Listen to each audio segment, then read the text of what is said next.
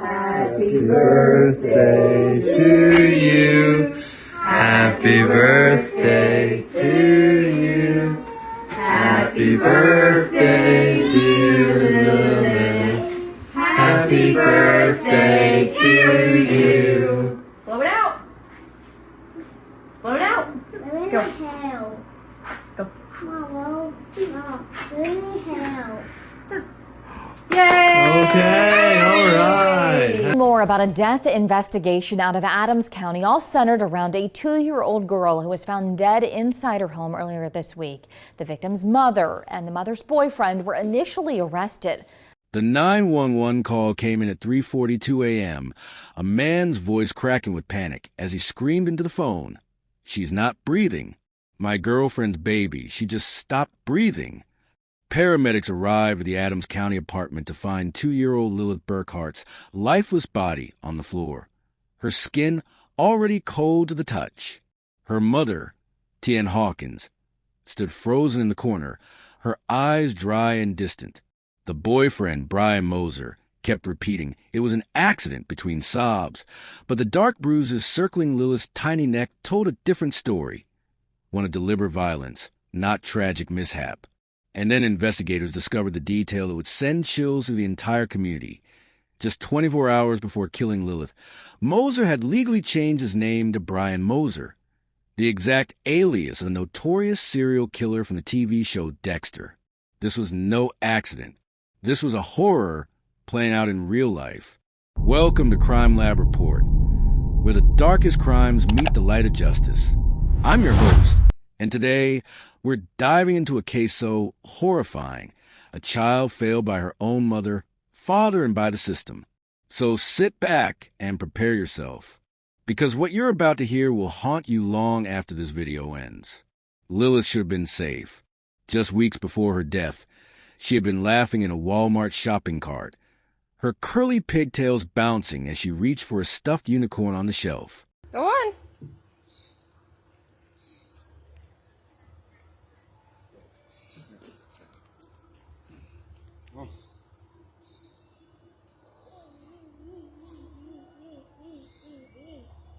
No one could have imagined the truth.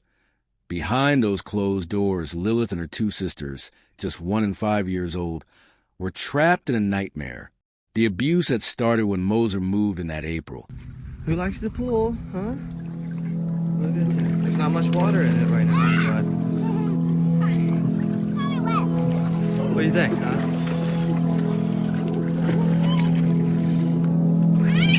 What the baby doing? Don't splash me, no way. Don't splash me, seriously. Alright, not splashing her. Stop it. Splash Lilith. Hey, Lilith. Beginning as harsh discipline before escalating into something far more sinister. The children's bodies told the real story. Fractures in various stages of healing, burns hidden under clothing, scars that formed a timeline of suffering. Yet no one stepped in. The cover-up began to crumble almost immediately. Detectives noticed glaring holes in Moser's story. He insisted Lilith had suffocated in her sleep, but the medical examiner found clear evidence of manual strangulation. Finger-shaped bruises on her arms showed she had fought desperately for her life. Then came the revelation about Moser's name change, a deliberate choice to share a name with a fictional killer known for his brutality. Prosecutors would later argue this was no coincidence, but part of a twisted fantasy playing out in real time. Meanwhile, Hawkins' phone revealed damning messages. "I can't take this anymore," she had texted a friend weeks earlier. The way he treats them, I should say something. But she never did. Instead, she stood by as Moser's rage turned deadly. The real horror emerged when investigators pieced together Lilith's final hours. Surveillance footage showed Moser purchasing bleach in heavy-duty trash bags at a 24-hour Walmart at 1:17 a.m., just 2 hours before the 911 call. Back at the apartment, forensic teams found traces of blood on the couch cushions, hastily scrubbed but still detectable. The most heartbreaking evidence came from Lilith's 5-year-old sister, who whispered to a social worker, "Brian said Lilith was bad. He hurt her until she went to sleep forever. Hawkins, initially facing only child endangerment charges, was eventually indicted for murder. She is still a suspect. We have ongoing additional child endangering charges that she is a suspect in, and we'll continue to investigate that. She handed her children to a monster. The prosecutor would later say in court. She watched it happen. As the case moves toward trial, one question lingers above all others. How many chances to save Lilith were missed? The daycare worker who noticed bruises but assumed they were normal childhood scrapes. The family court judge who dismissed the father's concerns as bitter custody disputes.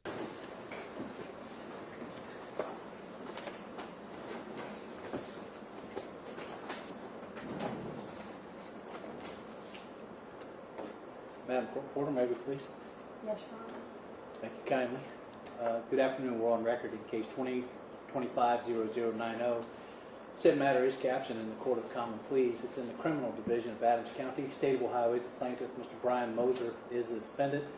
It's noted that the matter appears before the court on the 10th day of July of 2025 for purposes of arraignment pursuant to a 10-count indictment. The State of Ohio will be represented by prosecuting attorney Mr. Aaron Haslam, as well as Mr. Tyler E. Cantrell, assistant prosecuting attorney. Also present is Mr. Brian Moser. You're Brian Moser? Are you Brian Moser? Yes, that's correct. And your address, please. 4246 Old Dutch Road, Manchester, Ohio. And who else resides there with you, Mr. Moser? My grandmother.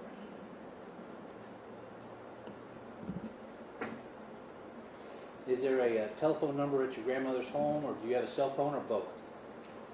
I have a cell phone. She has a home phone. Okay, what's the home number, please? I don't know any numbers. I'm sorry. You don't know your cell phone number either? No, I just changed it before I came. Very well. Your date of birth, please? May 16th, 2002. Thank you. Mr. Moser, did you receive a copy of all 10 counts of the indictment? Yes, I did. And did you have those in your possession at least 24 hours before today's hearing? Yes, that's correct. How old are you, Mr. Moser? 23 years old. And what's your highest level of education that you High finished school. or completed? At high school. Very well. As a result of attaining your high school degree, are you able to read and write the English language? Yes, that's correct.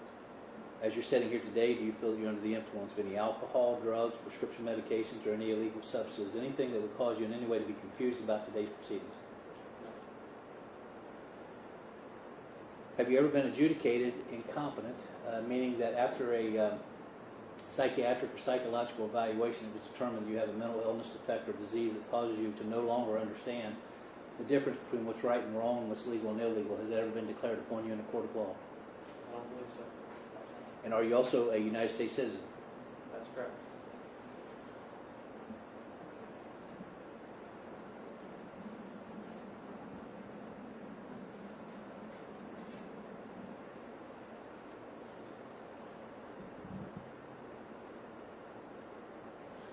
So, Mr. Moser, your indictments, each start off with the same general language stating that the jurors of the grand jury of the state of Ohio within and for the body of the county aforesaid on their oaths in the name and by the authority of the state of Ohio that the grand jury has found and now presents these charges against you to the Court of Common Pleas.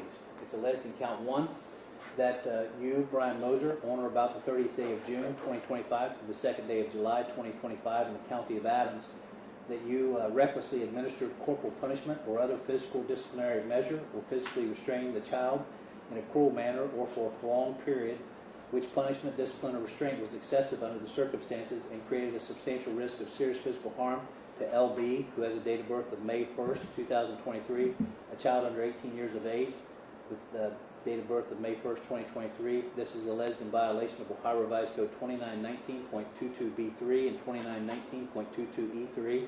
You've been accused of endangering children. It's a felony of the second degree. Do you understand what you've been accused of in count 1? I understand.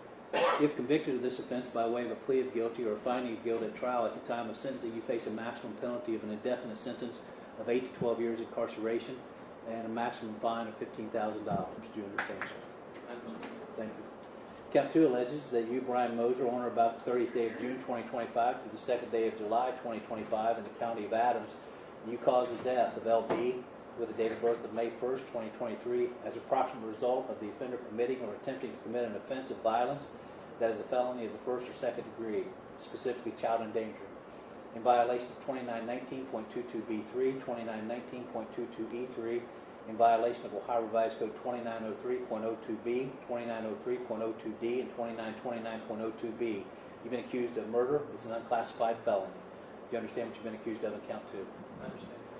If convicted of this offense by way of a plea of guilty or a finding of guilt at trial, at the time of sentencing, you face an indefinite sentence, mandatory of 15 years to life, and a maximum fine of $20,000, as well as mandatory post-release control upon your release.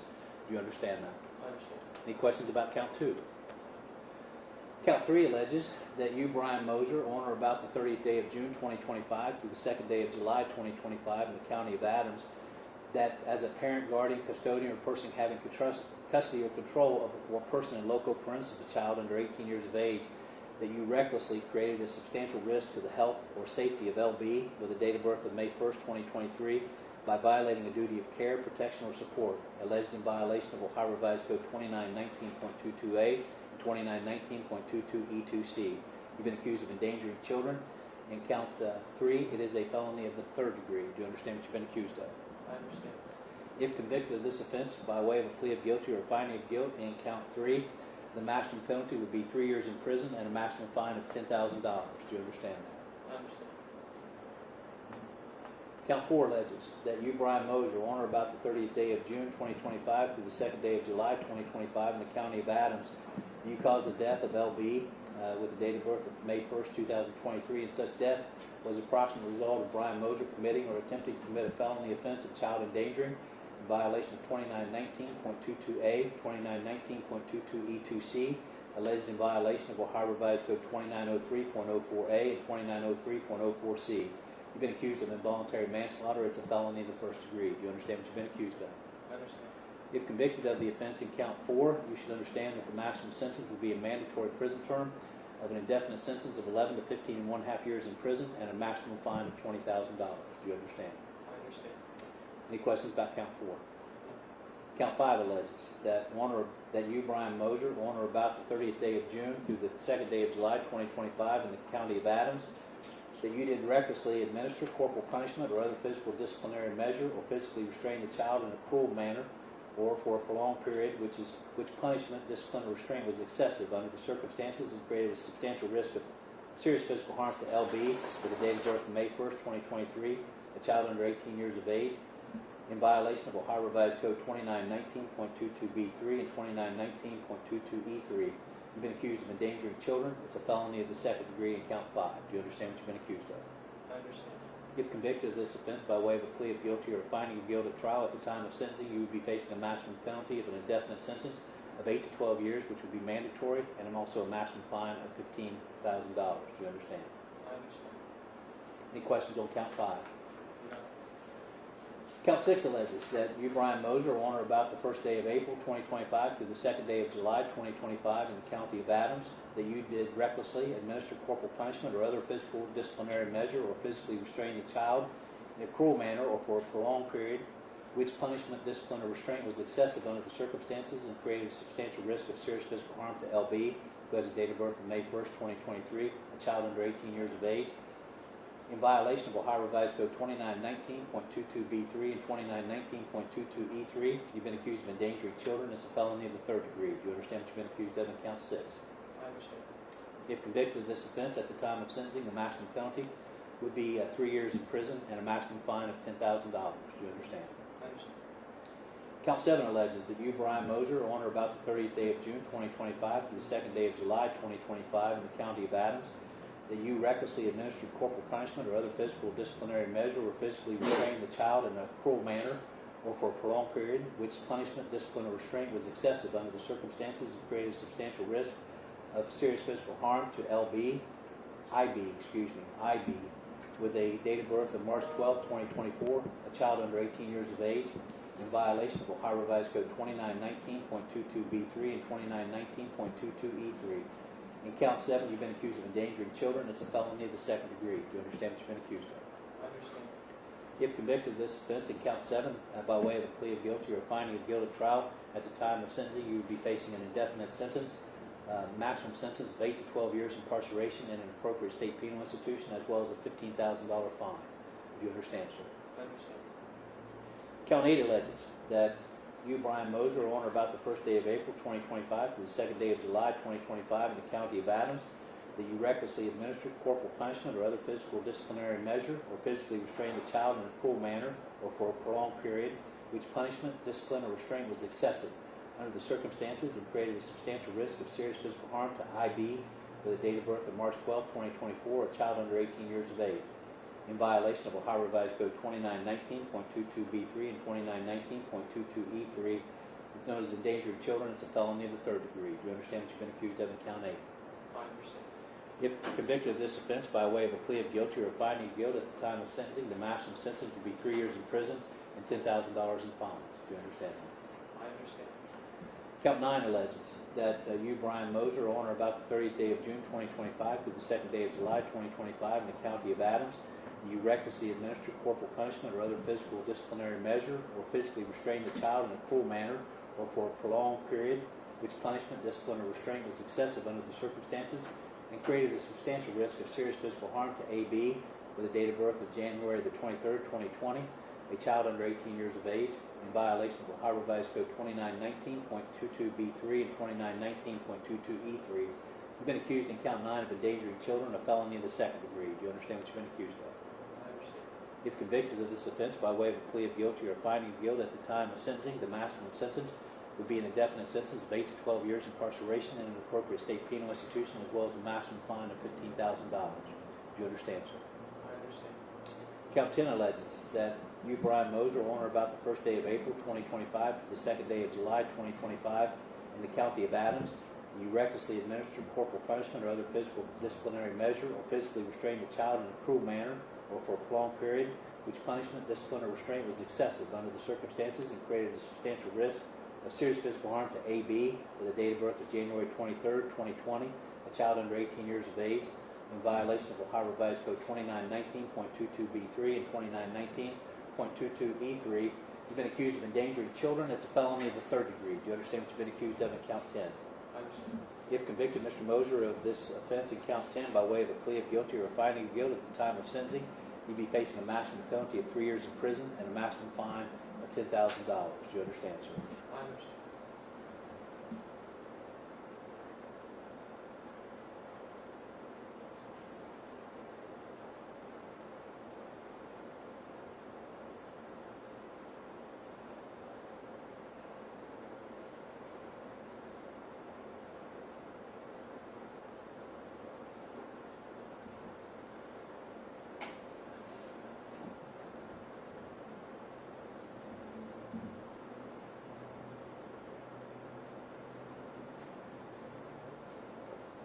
Mr. Moser, if convicted in counts 1 through 10, at the time of sentencing, the maximum sentence would be 63 years to life, as well as maximum fines of $140,000. Do you understand, sir?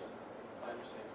Mr. Moser, the court will enter a not guilty plea on your behalf to counts 1, 2, 3, 4, 5, 6, 7, 8, 9, and 10. Mr. Moser, as a United States citizen, if you cannot afford the cost to hire an attorney, then one could be appointed to represent you. It's based upon your income and your assets. Have you hired an attorney, or do you intend to hire an attorney to represent you in this case, sir? I wanted the court to appoint me. Very well.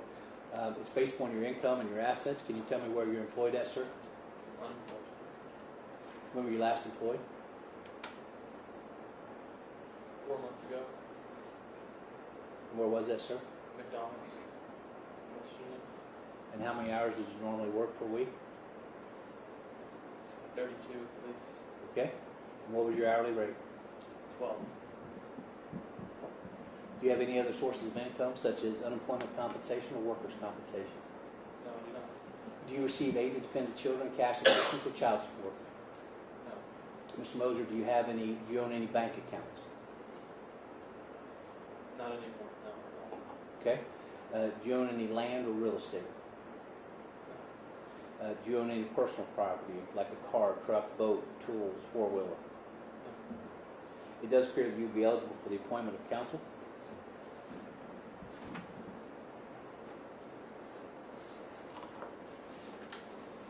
Mr. Moser, it's the court's intent to appoint Mr. C. Nicholas Ring of the Ohio Public Defender's Office, unless you know of a real or perceived conflict of interest that Mr. Ring would have as your counsel. Do you know of any conflict of interest?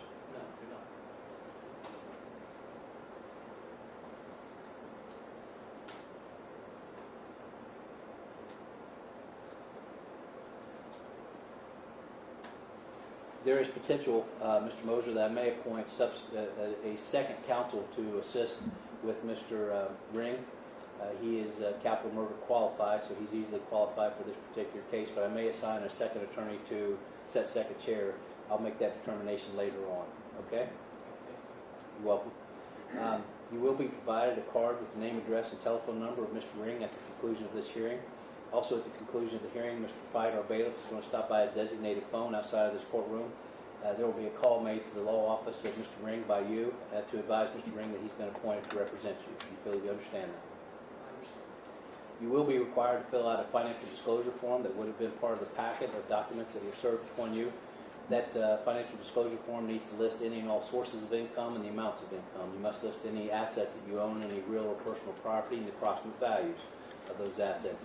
You'll need to turn that into the clerk of court's office. Mr. Larry Heller is the clerk of courts of Adams County. He's the gentleman seated closest to you, to your right at bailiff's desk. This needs to be turned in within 10 days of today's date. You'll also be required to pay a $25 indigent counsel fee fund. Do you feel you understand that? I understand. Any questions about any of that? No. Thank you, sir.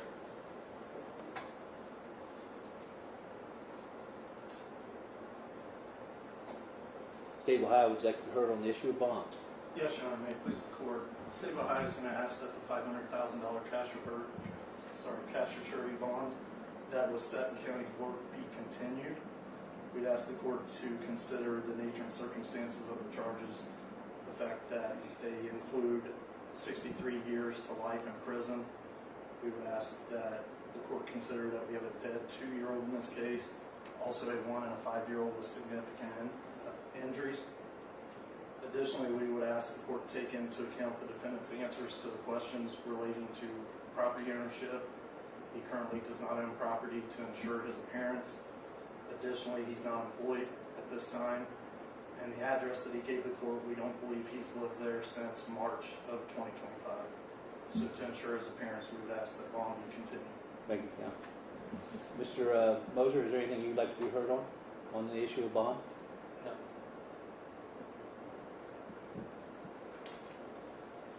Mr. Moser? Your Honor, if I may. You may. Additionally, in case he were to post bond, we would ask for no contact orders with the two live victims being IB and AB, and that he not have any contact with his co-defendant, T.M. Hopkins, who's set to be arraigned tomorrow, I believe, in this court. Do you know how to spell Ms. Hopkins' first name? I do. It's, let me just double check, it's T-I-E-N. H-A-W-K-I-N-S? Yes, Your Honor. Thank you. Mr. Moser, your bond will be $1 million. It'll be cash for surety. There is no 10% cash provision attached to this. You'll also be subject to the standard conditions of this court. You'll be required to pay a $25 surcharge fee. That should be paid within 10 days of today's date, as well as a $60 victim of crime and indigent defense support fund fee, which should be paid within 60 days of today's date. As a result of being accused of felony offenses, you'll be required to be fingerprinted by the Adams County Sheriff's Department. Do you feel you understand that, sir? I understand. Mr. Moser, did you read the standard conditions of bond of this court? No. Would you please take an opportunity to review those, sir?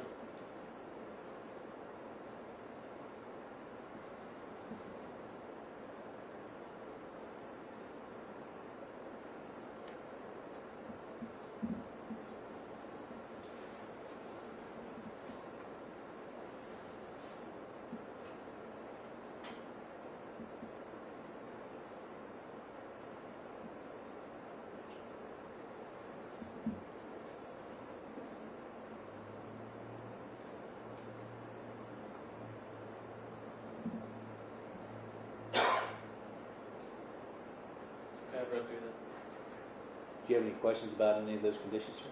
No, I do not.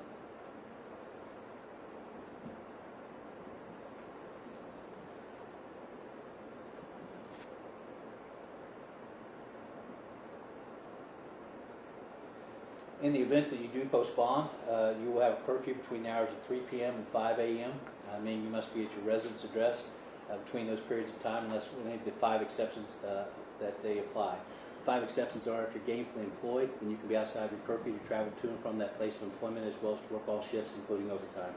Second exception is if you or someone else living in your home, like your grandparent, is having any medical issue, then we certainly want you to attend to those medical issues. You can travel to and from the medical facility for yourself or for that loved one, as well as to remain until all medical treatment is concluded. The third exception is if you're attending any higher educational, vocational training, you can be outside your curfew to travel to and from that higher educational, vocational training and to attend all classes. The fourth exception is if you're attending any faith-based services, such as church. As an example, you can be outside your curfew to travel to and from the faith-based services, as well as to attend all the services. And then lastly, if you're attending any drug or alcohol abuse counseling, you can be outside your curfew to travel to and from the abuse counseling, as well as to attend all classes. Do you feel you understand the curfew and the exceptions? I understand.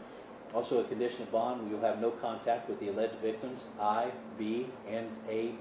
Do you understand who these alleged victims are? You have no contact with them, nor will you have any contact with the alleged co-defendant, Ms. Tian Hopkins. Do you understand? I understand. Any questions, sir? Very good.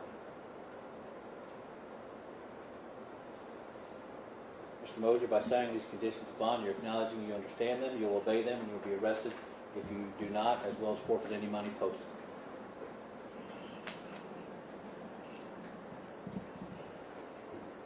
Mr. Heller, anything additional? No, Your Honor. Madam Clerk, report. No, Your Honor. Mr. Hassan. No, Your Honor. Mr. Cantrell. No, Your Honor. Is there anyone on behalf of the victim, the alleged victim's family, who would like the state of Ohio to bring anything else to the court's attention before we conclude today's hearing? No? Mr. Moser, most importantly, sir, do you have any questions? No, Your Honor. Very well. With that said, that shall conclude today's hearing. We were off record. Thank you.